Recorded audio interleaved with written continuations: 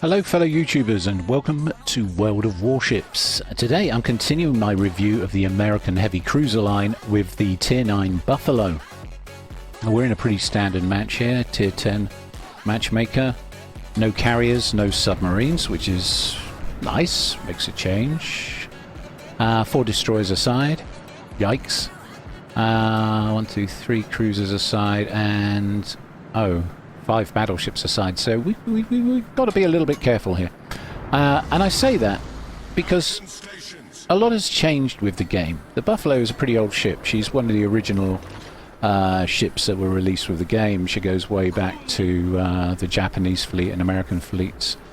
And she's the next step, or the final stage, to getting the Des Moines. A very popular ship even now, even in today's meta. The Des Moines is still strong. Got a few tier 8s out there too.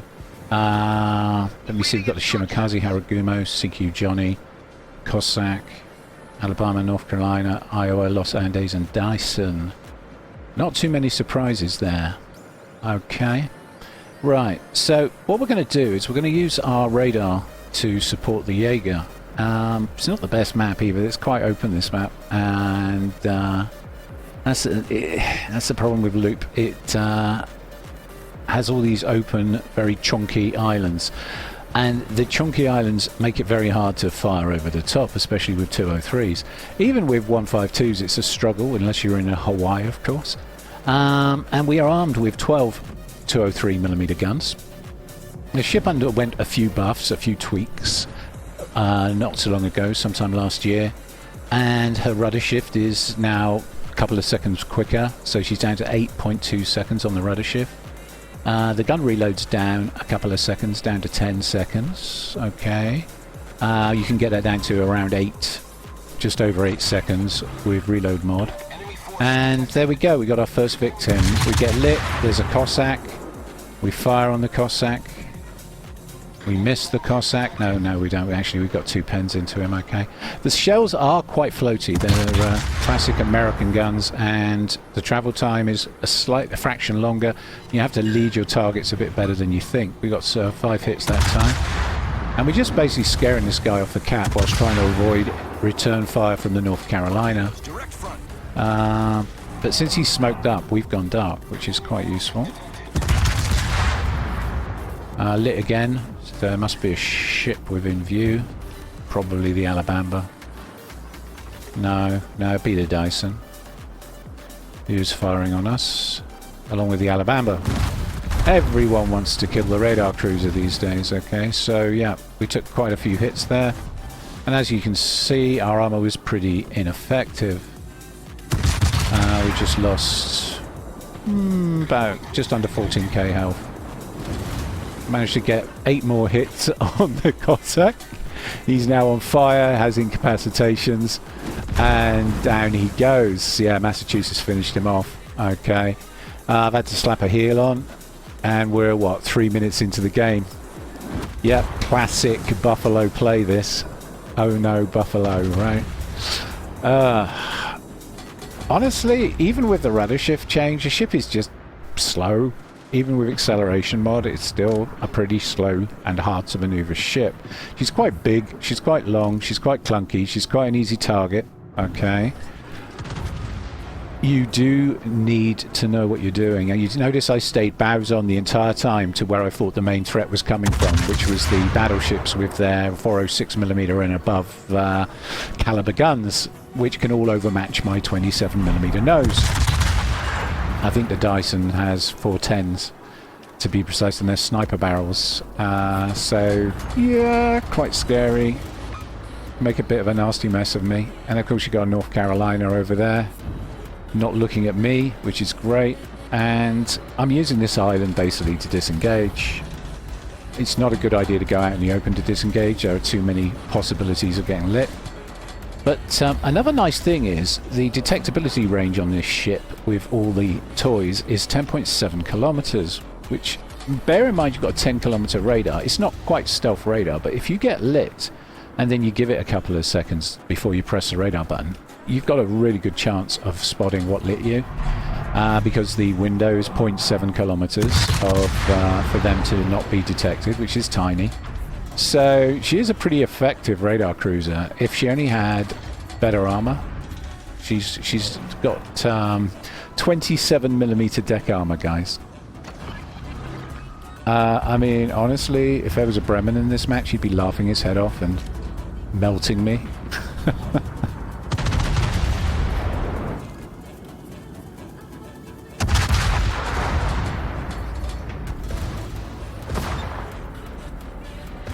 Okay, so we're putting a bit of fire on the Alabama.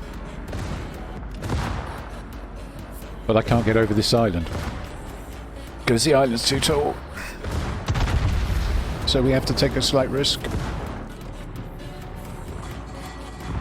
Now I'm using my radar here to just give me intel to make sure that we're no threats on the other side of the island. We did have the Jaeger spotting for us though, so there was that.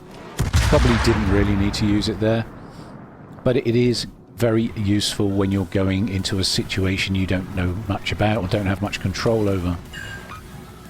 Okay, set a fire on the Alabama.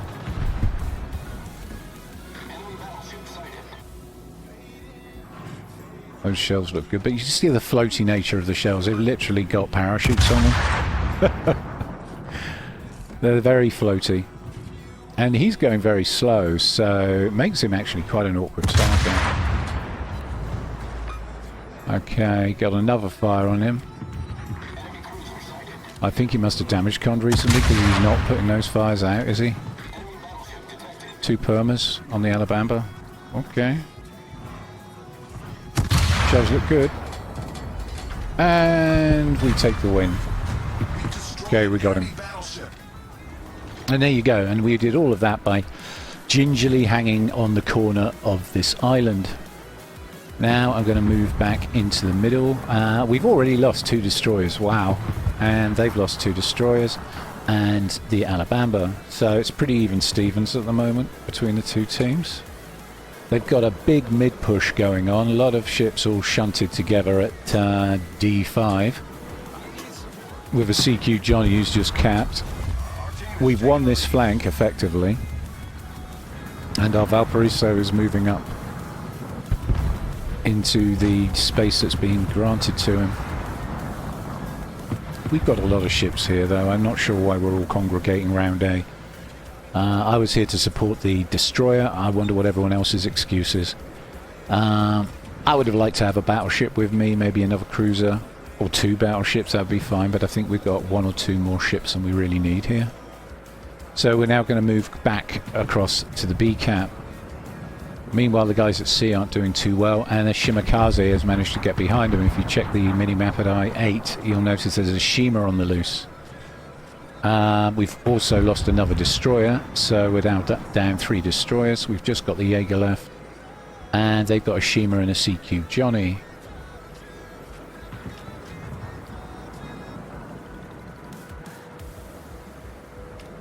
It's GQ Johnny, isn't it?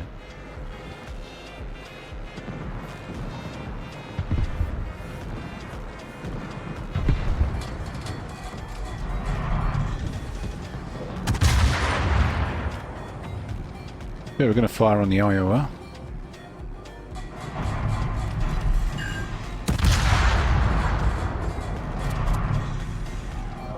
I'll switch to AP because he's showing a lot of broadside. Angling away, got a fire on him. And he's down.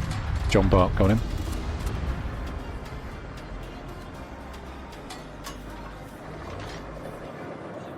Okay. The GQ Johnny took out our Izumo in a close-range exchange using his torpedo armament. So the teams are almost even. In fact, no, tell a lie, they are even 6 for 6. And we're still 1 cap adrift. We are maybe ahead on points, but we need the B cap. At the moment, the Shima is smoked up all the way over at H8, and I'm keeping half an eye out for the GQ Johnny. I'm the radar cruiser here, so it's one of my tasks is to remove the destroyers from the game, and I've just been lit.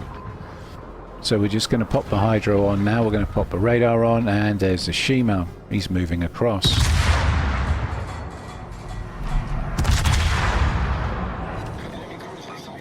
Getting some good hits in there with the HE.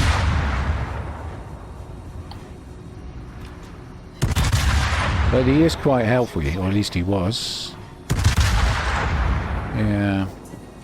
Now he's moving away, of course, he's a much harder target to hit. And we're about to run out of radar.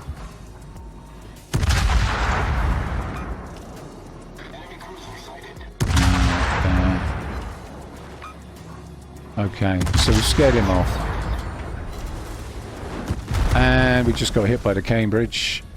Very hard indeed, and we're showing way too much broadside. Cambridge has moved up. And I wasn't aware of him, and it's very easy to get punished if you don't notice an enemy ship targeting you. And he's hitting me with 305s because he's a heavy cruiser with very big guns. So he's another special. I believe it's a Des Moines hull on the Cambridge. I'm not entirely sure, but I think it is. Let me know in the comments. And she's using 305mm guns, which pretty much pen me if I show too much angle. So I've got to keep my angles tight for her. Meanwhile, was that the Dyson? I'm getting sniped as usual by their team. They're really switched on, these guys. Team Red are really switched on. I've got to give them some credit there. They don't like me radaring their Shima, and they're doing stuff about it. This is teamwork. It's a rare thing these days. You don't see matches like these very often where people work together to get objectives done. I scared the Shima off for a bit, and oh boy, am I getting punished for it. So, and I can't lose detect because unfortunately the Shima's turned round, headed back, or the GQ Johnny, I'm not too sure which, but one or two of those gits has got me lit. There's a GQ Johnny, so it's not him, it's the Shima. The Shima has looped back and is keeping me lit for his team. And he's probably pinging the map and saying, I want that radar cruiser dead, please. Which isn't great. Still, radar comes off cooldown shortly, so we're just going to slow down. Cambridge is there though, waiting for me to make a mistake. Radar's on, no Shima. And this is where the 0.7 kilometer thing kicks in, and no doubt he's a veteran player and he knows that there's this 0.7 kilometer window where he can detect me but I can't see him. And I've basically just wasted a radar. He's smoked up over there. He's moving into my radar detection range. He was right on the edge of it.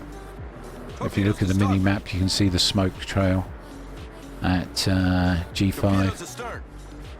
He even chucked some torpedoes my way. So basically, I got outplayed. He forced me to use my radar. I used my radar, and he stayed just out of range.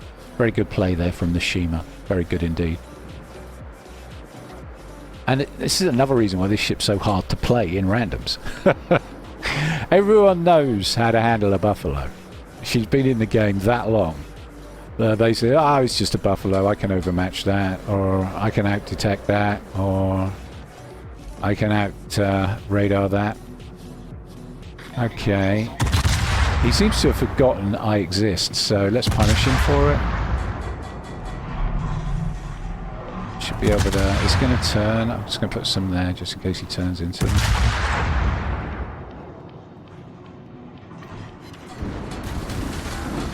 We so nearly got him. We so nearly got him. But in trying to get him, we've left a little bit too much of ourselves exposed to the Cambridge. So I'm turning in, and even turned in with the appropriate angle, I still got hit for 15k there, 15,664. The 27mm armor really doesn't cut it against those 305s, and the Cambridge is very aware of that. And he's absolutely destroyed me. I'm getting no ricochets, no bounces, nothing. Just pure raw pen damage for him. And fun fact, he doesn't overmatch me unless I'm sort of showing flat sides. And I was definitely not flat there, so poor show, game, poor show. And there's the Shima again.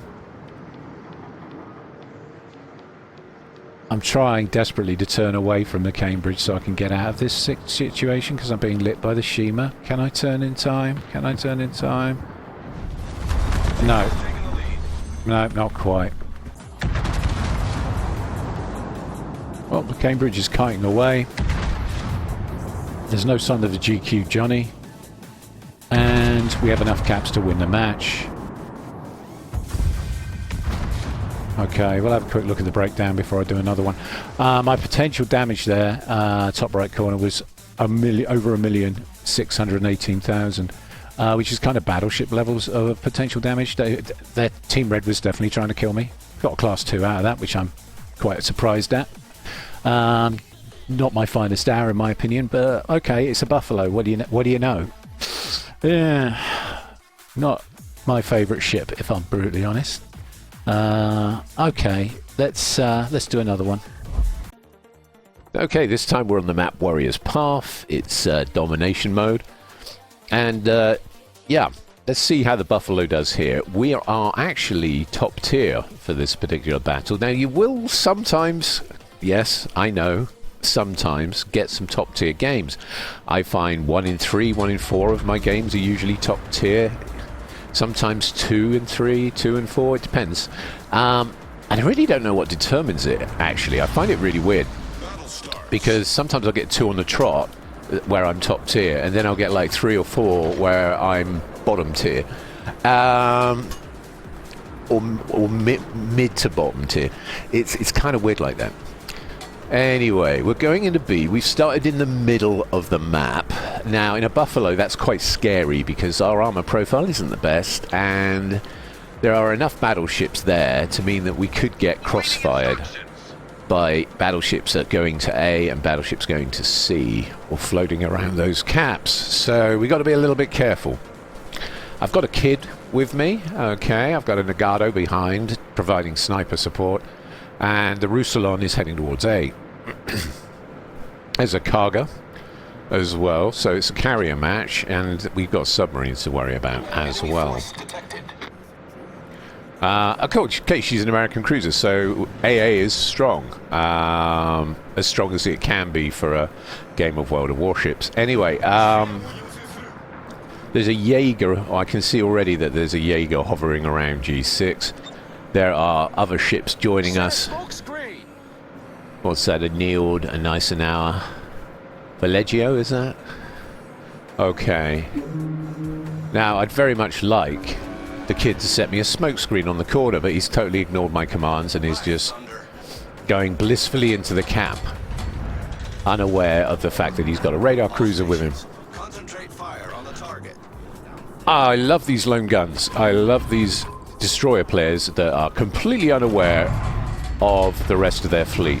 Yeah, he's capping. I suppose that's a miracle in itself, so thank you for that. But I would have liked an American smoke on the corner, mate.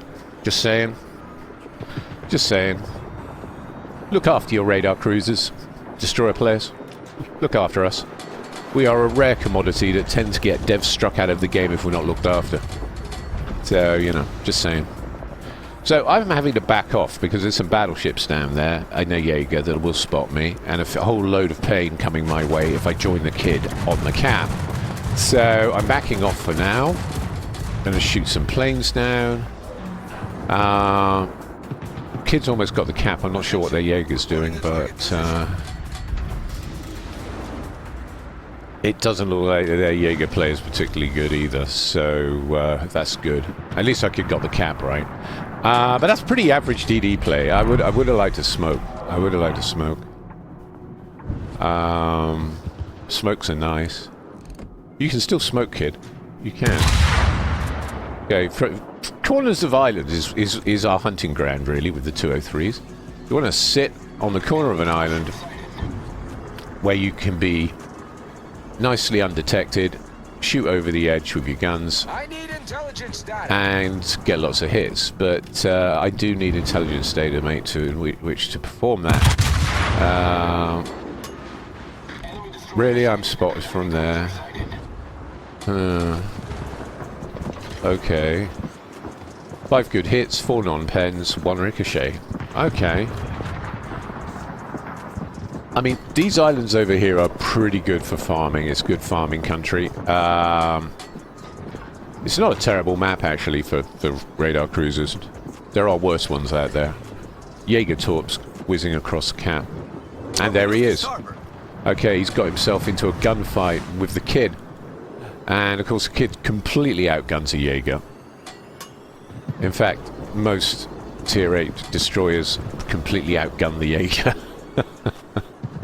She's not really a gun, but she's a pure torpedo boat. And he's looking low. Can the kid finish him off? Island interfered with my shells. I think the kid's got him.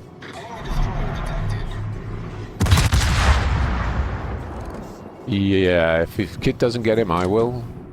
Kid got him. Okay, good. Good. Okay, so the kid managed to get him.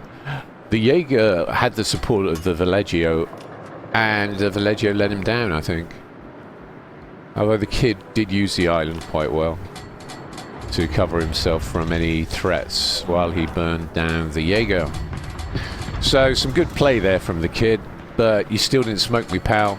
And trust me, it's not going to go well for you. Yeah, so that's the Parbosimio in the kid, who plays his own game, very much his own game, to the detriment of his teammates. That smoke, I can use that smoke. I'm going to use this smoke to close. We're going to go to a closer island because I'm not getting many targets back here. The kid isn't really spotting for me. He's playing his own game. Okay, so we're going to risk getting lit. Something's lit us. Okay, now we're in the smoke. We're behind the smoke, so that's good. Okay. Got 4 hits and a fire on the Neo. Gonna keep the pressure on. Gonna hit him with an improved American AP. Almost 5k damage just from the front guns. That's nice. You gotta love American AP. American heavy AP for the win. 3,300. Just going for the upper rail. Okay, shrug those shells off because we're well angled. And there's a carrier. Okay. Paid actor, clearly. Okay, let's help this guy out with his problem, whatever that is. Okay, 4,200 with the fronts.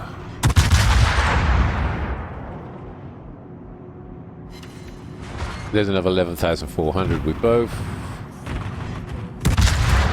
And that should finish him off. Curious. What was he thinking? Okay, you saw it here first. They carry her through. They're winning the match and they carry her through. I mean, they're winning in terms of ships. We are better positioned tactically. If you look at the mini-map on your bottom right, you will see that we own 2 caps, the green ones, and they own 1 cap, the red one. They have the A cap. We have B and C. And we're about 7 minutes into the match, so if we can maintain this, we'll win, regardless. But we got to maintain this, of course. Oh, and no, get sunk. Okay, I'm going to use my radar just to check my surroundings, because I don't know how many ships I'm facing ahead of me. And this is the nice thing about having a radar. You can check and you can weigh up the risks. I'm going to camp this corner. I'm just putting fire down on the Valeggio because I see a potential kill. Yes. Ha! Okay, totally worth it. Yeah, we got shot up a bit. But we got the peak.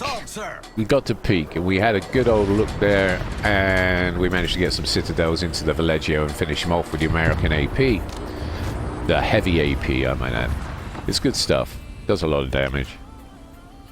So we're just going to sit here and guard the cap. At least that's the theory. And peek every so often around this island.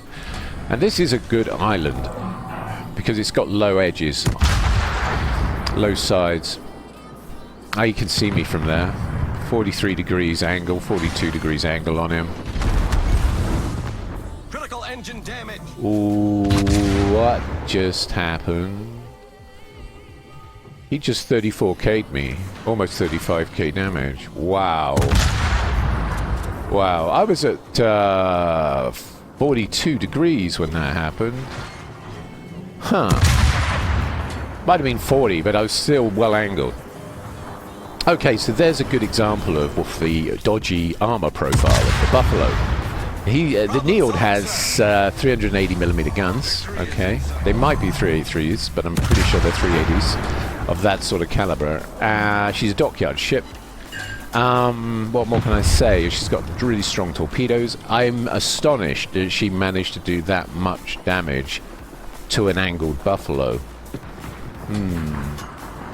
Well, we'll have a look at the profile at the end of this match, alright? I'll take us back to port and we'll have a look at that. He almost got me. That was definitely a Citadel. That was definitely a Citadel.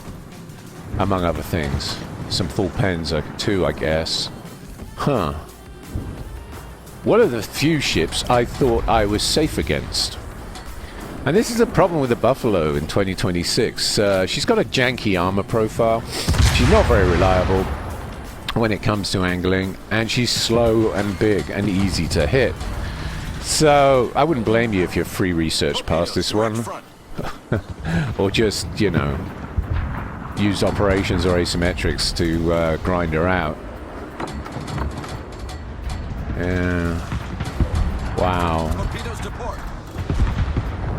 Okay, those are the Nield torps I was telling you about, shooting through there.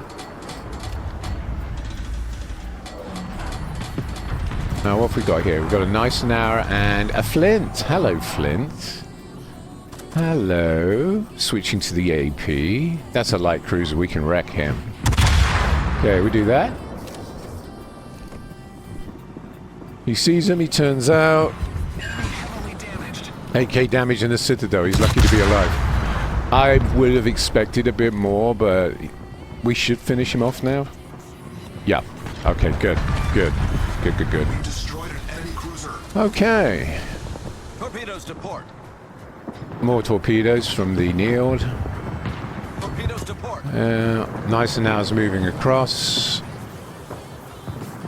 Okay, now we've got to be a bit aware. It's a good idea to keep an eye on your minimap at almost all times. If you're not looking at a target, you should be looking at your minimap.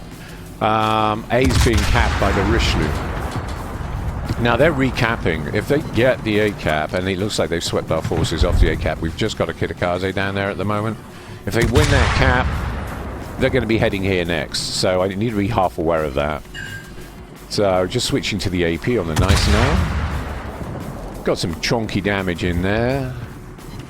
Oh yeah, that's good. Again, I kind of expected a bit more than that, if I'm honest, but not bad, not bad. We've left him low. We've left him really low for the team. He's on 5k. Cool. So if the Richelieu caps and then moves across, he could easily sink me. So we're keeping half an eye on the Richelieu situation. I'm going to head over a bit and out and turn out. I want to be able to spot this guy, just in case he causes any problems.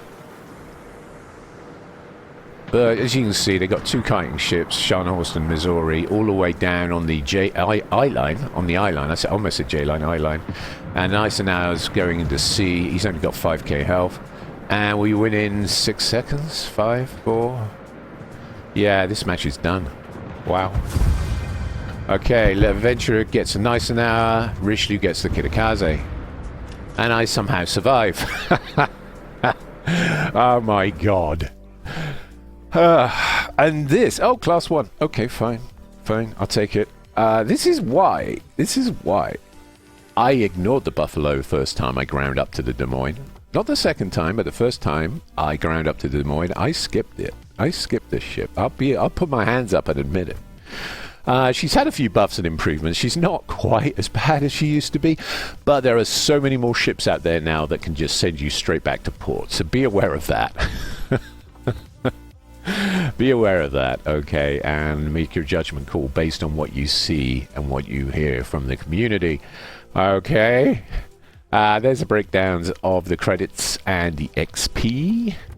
All right, let's take it back to port and talk about the build. So we're back in port and looking at the Buffalo's armor layout. Now, if I put the front and back on, 27mm thickness. Okay, what's that mean? You can be overmatched by 406. Yeah, 406mm guns. In that last match, Nield managed to penetrate our Citadel at a balmy angle of 38 degrees. Okay, so we weren't exactly flat. We weren't at the best angle, but I really wouldn't have expected that at angles beyond 32 degrees. Really? So what happened? Well, if we take the front off, you can see the Buffalo has this rather bizarre layer cake or fruit cake armor, and you can see, look, there's a bit of Citadel exposed there. Then you've got the armor belt itself, which is 27mm all the way along. And the deck armor itself is 27mm, and you've got 152mm of Citadel armor along there, which should, when angled, have been very hard to pen indeed. A Nield would just bounce off that, but certainly get some good pen damage from the 27mm, unless the angle's too obscene. So yeah, pens everywhere pretty much. This is supposed to be a heavy cruiser, right?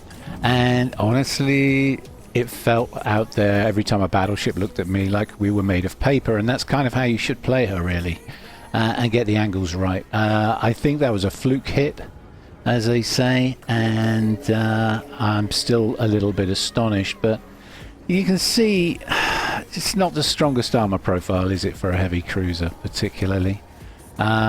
It's tier 9, this ship, and if you wanted to skip it with free XP, I wouldn't blame you. If you wanted to play this ship in asymmetric battles with the 800% booster on just to get it over with, I wouldn't blame you either. Or operations. But in PvP, weird shit happens, and I hope those two games have shown you how difficult or how tricky this ship is to use in random battles. She's still a bit of a dog, even with the buffs.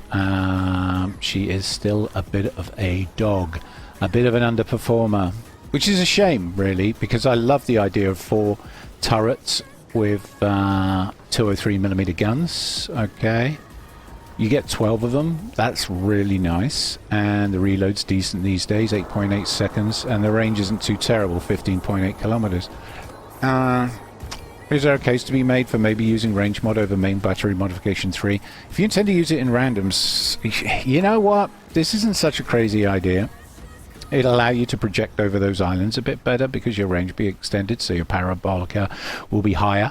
So I wouldn't blame you if you did use range mod, to be honest. I mean, I'm always going for the DPM personally, but range mod, there is an argument to be made. Also, if you've got the coal, as I have on my EU account, this is my NA account, then I really strongly recommend getting the Surveillance Radar Modification 1 to give you a 20% buff to your radar uptime, because you get 33 seconds. With 20% on that, you're heading towards 40 seconds, which is much nicer, and of course might mean you can get an extra volley off with your 12 guns, or position yourself better to take down that radar target. Something else I probably should mention is I nearly never run defensive AA fire. The only time you can see me running this is in bot games, because the bots love to field a carrier. There's always tons of planes and they always seem to go for me.